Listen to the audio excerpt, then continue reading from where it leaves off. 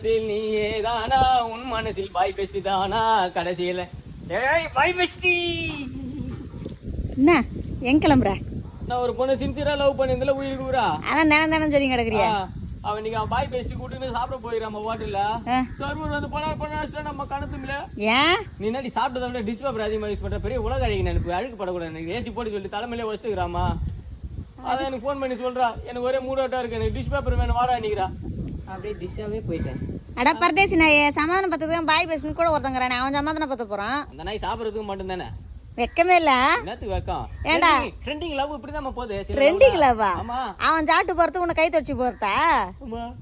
நான் வச்சு விட்டியே இந்த டிஷ் எடுத்து அவ கையை தொடிப்பா காலை தொடிப்பா கண்ணத்தை தொடிப்பா லிப்ஸை தொடிப்பா. ஐயா இன்னொன்னு மறந்துட்டியே கக்கா பண்ணா கூட டிஷ் பேப்பர்ல தான் தொடக்கிறாங்க இப்பெல்லாம் தெரியுமா? நீ தேவையில்லாதான் பேசிட்டு இருக்காதம்மா. நல்ல லவ்வுடா மானங்கட்ட லவ். அவன் சாப்பிட்டு போடுவானா நீ கை தொடக்க